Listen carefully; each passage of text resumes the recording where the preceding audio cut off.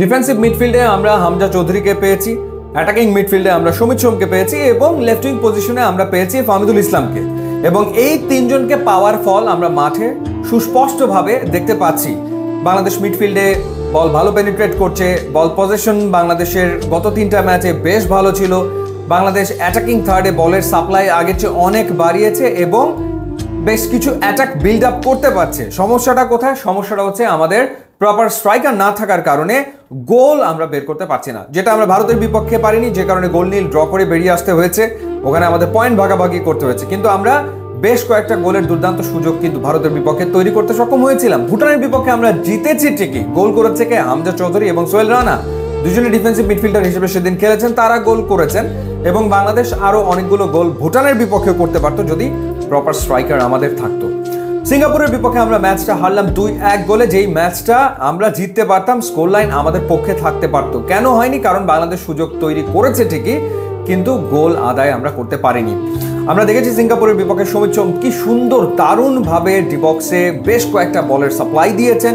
দুটো মিস করেছেন রাকিব, একটা মিস করলেন ফাহমিদুল। এই ঘটনা আসলে ঘটেছে।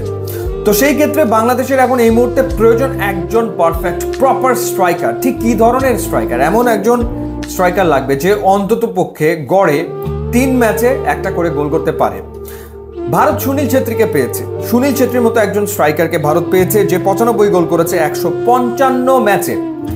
সুনীল ছেত্রী প্রতি 2 ম্যাচে 1-এর অধিক গোল করেছেন, গড় যদি করা হয় সেই ক্ষেত্রে।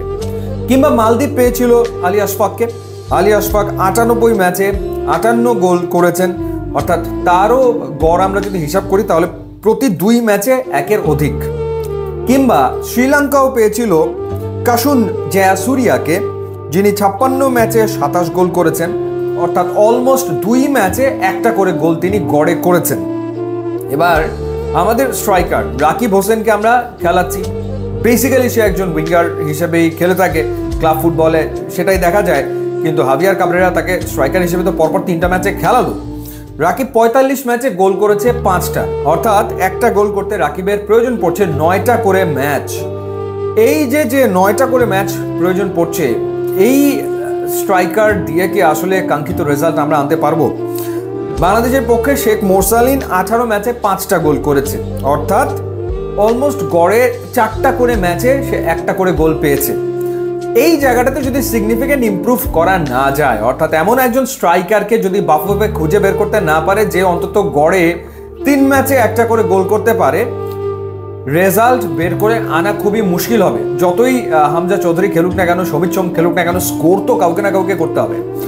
এখন হয় হাভিয়ার কাবরেরাকে ডিসিশন নিতে হবে যে যা আছে আমার কাছে আছে সুমন রেজা কিংবা আছে আলামিন, তাদেরকে রেগুলার খেলার চান্স দিতে হবে, তাদেরকে প্লেইং টাইম দিতে হবে, একাদশে তাদেরকে রাখতে হবে, তাহলে হয়তো রেজাল্ট আসতে পারে। নতুবা বাফুফেকে আসলে খুঁজতে হবে যে স্ট্রাইকার কোথায় আছে।